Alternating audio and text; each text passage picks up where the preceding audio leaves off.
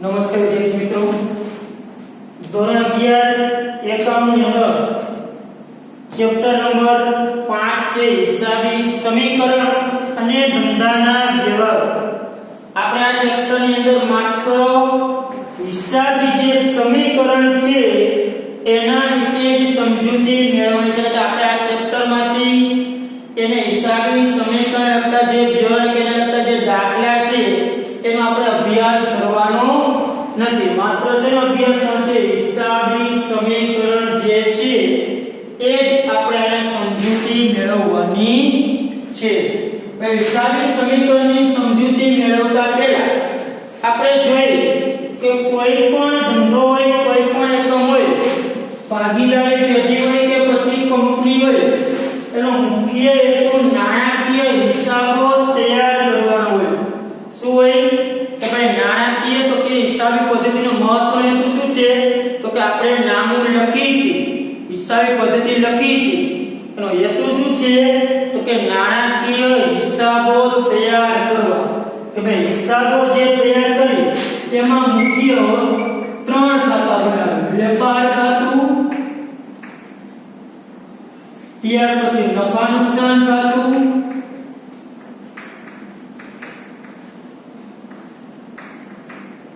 અને ત્રીજું છે પાકું સર્વે. કેટલા ખાતા બનાવે? 3. નફા નુકસાન ખાતું, વેપાર ખાતું અને પાકું સર્વે. આ પેઢી હોય તો આ 3 પ્રકારના ખાતા બનાવે. કંપની સ્વરૂપ હોય એટલે કે કંપની જે છે તે કંપની નફા નુકસાનના જગ્યાએ આવકનું પત્રક પણ બનાવી શકે. ને પાકું સર્વે ફિક્સ સર્વે.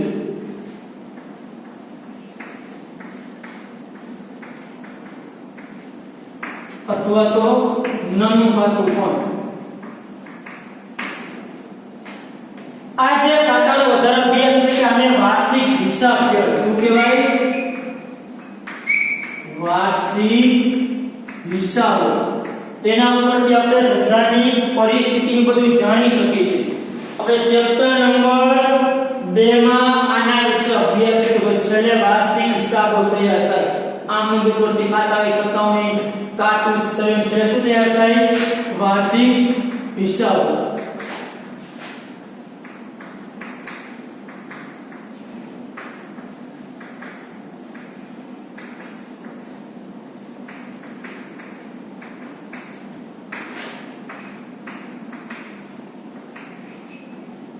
જો આ જે 3 ખાતા બનાવેલા છે, વેપાર ખાતું, નફા નુકસાન ખાતું અને પાકું સર્વે.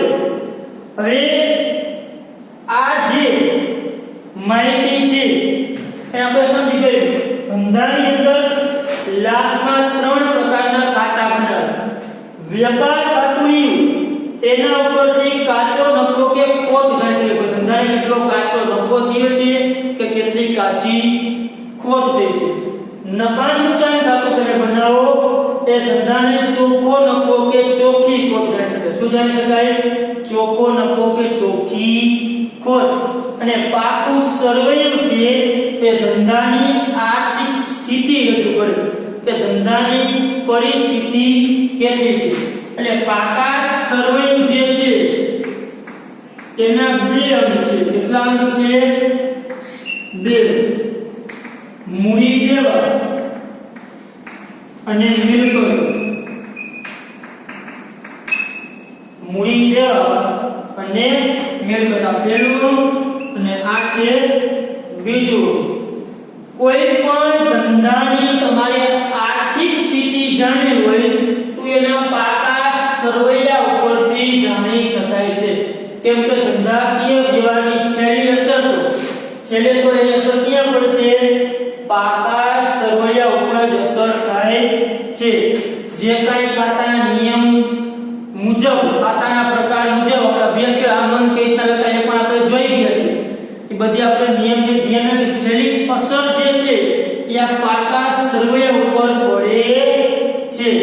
બરાબર છે? નામાના નિયમ મુજબ તો કે પાકા અને બંને બાજુનો સરવાળો કેવો થઈ જાય છે? સરખો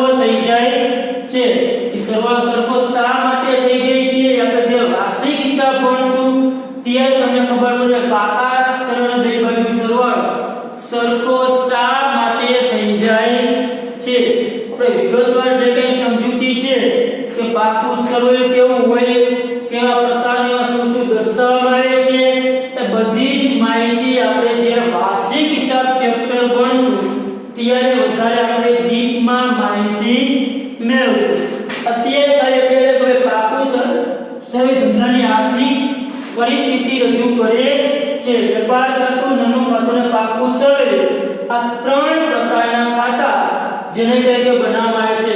વેપાર ખાતા પરથી નફો ખોટ જાણી શકાય કેવો પણ કાચો. નફા નુકસાન ખાતામાં ધંધાને લગતા ખર્ચ અને આવકો દર્શાવે. ખર્ચાને આવક કહે તે નફા નુકસાન ખાતામાં દર્શાવવામાં આવે છે અને એના પરથી ચોખ્ખો નફો કે ચોખ્ખી ખોટ જાણી શકાય છે. અને પાકા સમા મિલકત અને મૂડી અને દેવા દર્શાવવામાં આવે છે. જો આ જે સમીકરણ જે છે A બરાબર C પ્લસ L, A એટલે એસેટ, C એટલે કેપિટલ એટલે મૂડી, L એટલે લાયબિલિટીઝ એટલે કે દેવા. મિલકતો બરાબર મૂડી પ્લસ શું થાય દેવા. આ બળે મેસર કેવો કે શરૂઆતી જે છે સરખા. જેટલી મિલકત હોય એટલા જ દેવા હોય, વધઘટ કાંઈ હોય નહીં. એટલે કે મિલકત બરાબર મૂડી પ્લસ શું થાય દેવા. એટલે કે આ સમીકરણ છે હંમેશા મળી રહે છે. સમીકરણ શું થઈ જશે? સંતુલન થઈ જાય છે કે A બરાબર C પ્લસ L. મિલકતો જેટલી એટલી તમારી મૂડી હોય પ્લસ એટલા જ તમારા દેવા હોય છે કે આડાઓ થતું નથી. જો ભણ્યાની ધંધાની અંદર આપણે થોડી ચર્ચા કરી, અભ્યાસ કરી છે તો કે કોઈ પણ ધંધાની તમારે સ્થિતિનું પાકું સરવૈયું જોઈએ. એમને એમ ન કહી દે કે ધંધો સારો છે. નફો તો કમાતા હોય તો નફો કમાય લીધો એમ થાય કે ચોખ્ખો નફો તો ઘણો છે, નફો તો ઘણો કમાય છે, પણ એ ધંધા પાસે મિલકત કેટલી છે, દેવું કેટલું છે એ આપણે ખાસ જોવું પડે. ધંધા પાસે મિલકત કેટલી છે અને દેવા કેટલા છે. ઉદાહરણ તરીકે તમને વાત કરું, ગાડી તો ગમે તે લઈ શકે, પણ ઘરની ગાડી હોય તો આપણી મિલકત કહેવાય.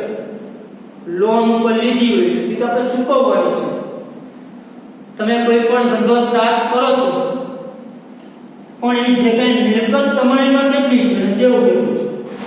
એટલે કે મિલકત એટલે કે ધંધાનું જે પાકું છે તે આપણે પરિસ્થિતિ કહો કે ધંધાની ખરેખર સ્થિતિ શું છે. આપણે એવું વિચારીએ કે આ ધંધો માની કે કોઈ પેઢી છે રાજ પેઢી, આપણે નફાનો સંગ્રહ 10 લાખ નફો બરાબર, મહિને કેટલા કમાઈએ 10 લાખ કમાઈએ, વાહ ધંધો બહુ સારો ચાલે છે. પણ સામે તમારે જોવું પડશે કે રાજ પેઢી પાસે મિલકત કેટલી છે અને દેવા કેટલા છે. મિલકતો કેટલી છે અને દેવા કેટલા. હવે માની કે 10 લાખ કમાઈએ, એને આ બધું ભાડે રાખ્યું હોય તો એની પાસે કોઈ પ્રોપર્ટી હોય ને, એને શેડ ભાડે રાખ્યું, ધંધો કરવા માટે જેને કે 20 લાખની લોન લીધી બધેમાંથી બરાબર છે, 50 લાખ બીજા લીધા ઉછીના, 1 રૂપિયા ઉછીના લીધા હોય તો રૂપિયા અત્યારે કમાઈ લેતા તો અત્યારે ખાલી વ્યાજ ભરતે તો તમે એમ બધે તો કમાઈ લે બહુ સારું. પણ એ બજારને 5 ઉછીના લીધા છે તો સમય જાય તો રૂપિયા પાછા તો આપવા પડે ને, તો તે રૂપિયા તો હોવા જોઈએ ને આપણી પાસે. તો એ ધંધાની પરિસ્થિતિ સ્થિતિ જોઈ પડે કે મિલકત કેટલી છે. કમાતા ભલે ઓછું હોય. ઉદાહરણ તરીકે તમને કહું, આપણા પાસે 50 વીઘા જમીન હોય, 50 કરોડ બરાબર છે, અને 5 કરોડનું દેવું હોય તો નડે નહીં કે આપણી પાસે એટલી મિલકત છે. આપણી પાસે કાંઈ છે નહીં, મહિને ભલે 50,000 કમાઈએ, આપણે મહિને 50,000 રૂપિયા કમાય છે અને 5 કરોડનું દેણું થઈ જાય એટલે આપણે કહે કે ઘણું કમાય, 50,000 મહિના ખૂટે પણ દેણું 5 ને 50,000 ભરાય તો કે ભરાય નહીં. ભલે કમાતા 20,000 રૂપિયા જોઈએ મહિને, પણ જેને કહે કે 50 કરોડની મિલકત હોય તો રૂપિયાનો કયો કહેવાય? મિલકત વાળો કહેવાય. ભલે કમાય ઓછું, ભલે મહિને 20,000 કરોડ, ભલે મહિને લાખ રૂપિયા કમાતો હોય, એની પાસે કઈ પ્રોપર્ટી ન હોય બરાબર છે, તો રૂપિયાનો કહેવાય નહીં. ઓળખ તો રૂપિયા ગમે તે થઈ જશે, જેથી મિલકત વેચશે તેથી. તો ખરેખર રૂપિયા કોણ છે? જેની પાસે મિલકત છે તે. એક બે ધંધા હોય, એક ધંધો 10 લાખ કમાય, એક ધંધો મહિને 2 લાખ જ કમાય, પણ એની બીજો ધંધો જે છે જે મહિને 2 લાખની જ કમાણી કરે છે, શક્તિ ટ્રેડિંગ છે બીજું,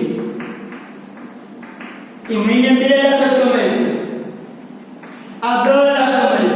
પણ શક્તિ ટ્રેડિંગ પાસે ઘરની જમીન ઉપર ધંધો છે, ઘરનો શેડ છે, બધું જ નાનું પોતાનું છે, ક્યાંય કોઈ પાસેથી ઉછીના લીધા નથી તો સ્થિતિ સારી કેની કહેવાય? આની કહેવાય.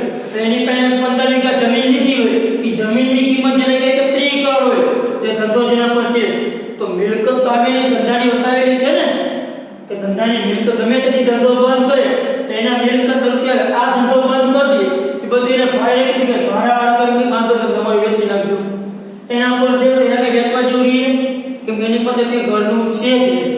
એટલે કે ધંધાની જે સ્થિતિ છે એ રજૂ કોણ કરે છે?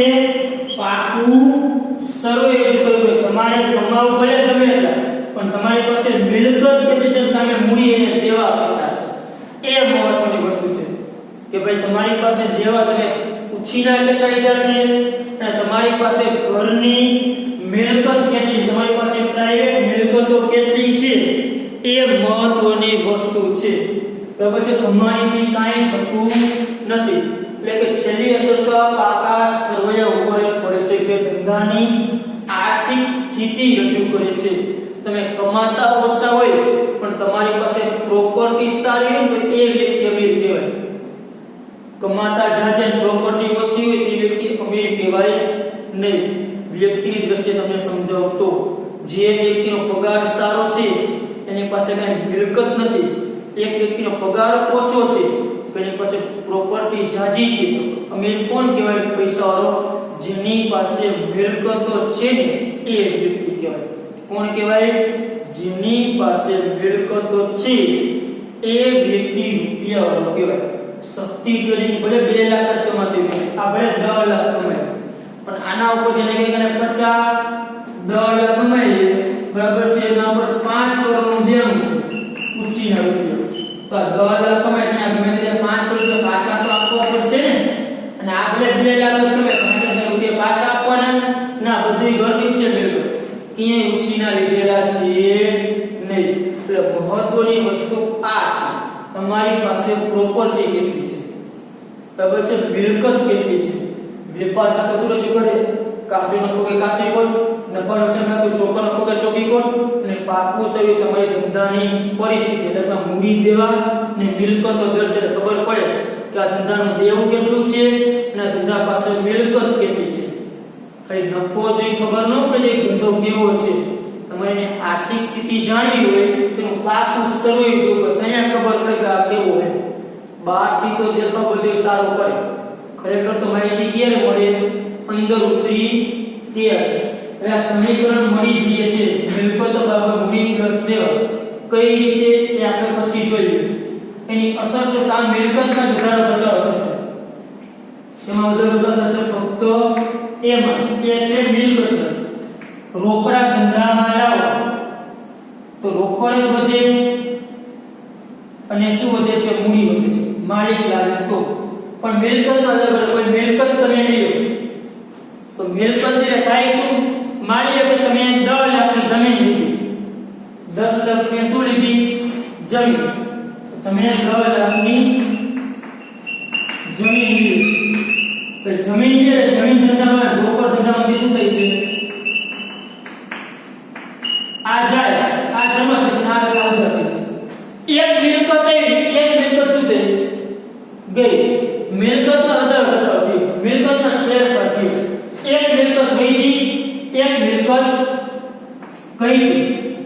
એક મિલકત વધારો થયો, જમીન લીધી એટલે જમીન આવી 10 લાખ, મિલકત આવી 10 લાખ. રોકડા તો આપવા પડે ને જમીનમાં, રોકડ છે એટલે શું થઈ? ઓછી થઈ. એટલે કે માત્ર મિલકત હતી. એ પછી મિલકત અને દેવામાં વધારો ઘટાડો, એ અને સીમા વધઘટ થાય. મિલકત સામે દેવું વધે, જમીન તમે ઉછીના ઉપર લ્યો, મિલકત વધે.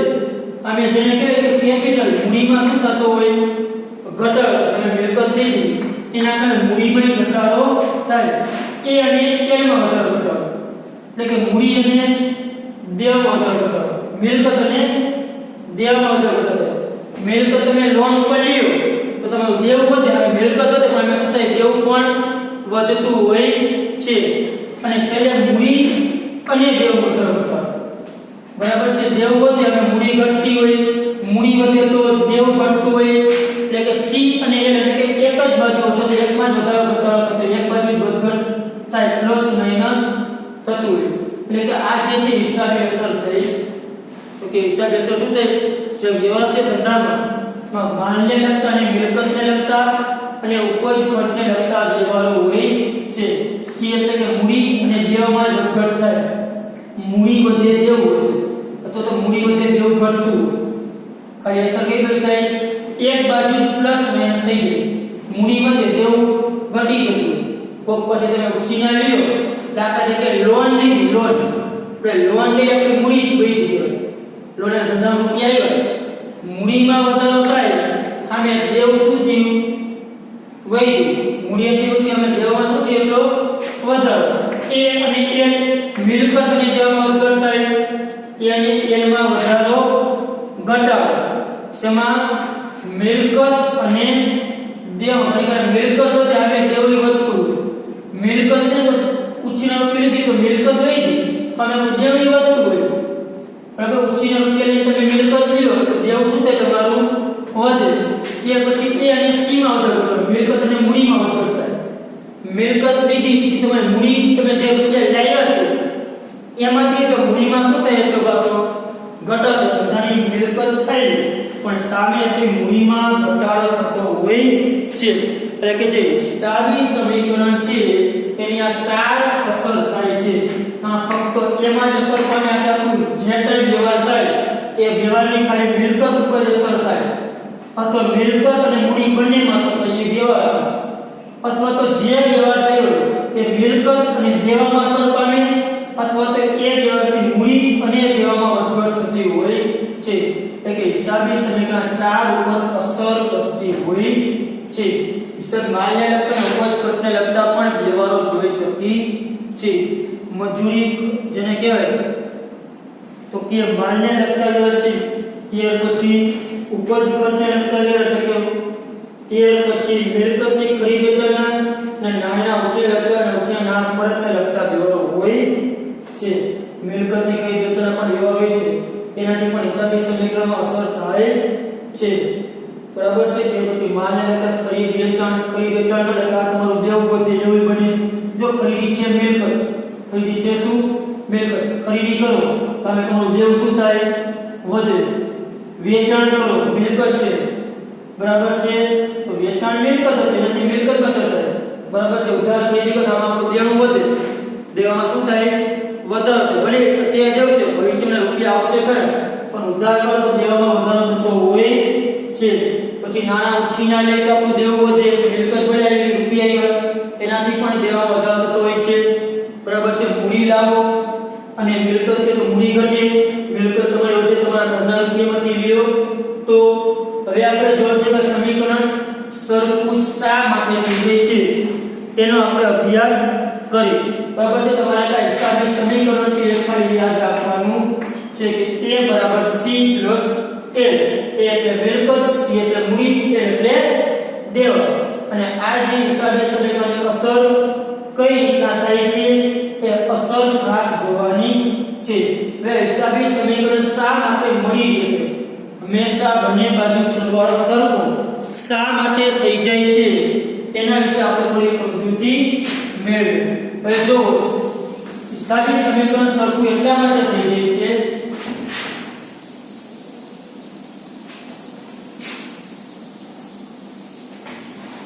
કોઈ વ્યક્તિ ધંધો કરવા માટે 50 લાખ રૂપિયા ધંધામાં લાવ્યો, એટલે આને શું કહેવાય? મૂડી કહેવાય. 50 લાખ રૂપિયા ધંધામાં લાવે છે એટલે મૂડી કેટલી થઈ? 50 લાખ. હવે આ જે મૂડી લાવ્યો ને એ જે કાંઈ મિલકતમાં રોકડા લેવો હોય, જે કાંઈ લેવું ખરીદી છે ને ત્યાં રોકડા લેવાનું બંધ. હવે એ જે કાંઈ લેશે એ શેમાંથી લેશે? મૂડી એની પાસે જેટલા રૂપિયા છે એટલા નું જ લઈ શકે ને. માની લે કે 10 લાખની જમીન લીધી,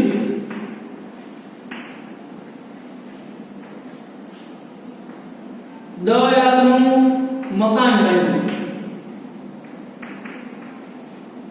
15 લાખની મશીનરી ધંધામાં અને 10 લાખ રૂપિયાનો માલ લીધો કાચો. ટૂંકમાં જે કઈ ગયું કેટલા લાખ થયા 45 લાખ તો 5 લાખ રૂપિયા જે છે શું હોય છે એના પાસે રોકડા હાથ ઉપર પડ્યા છે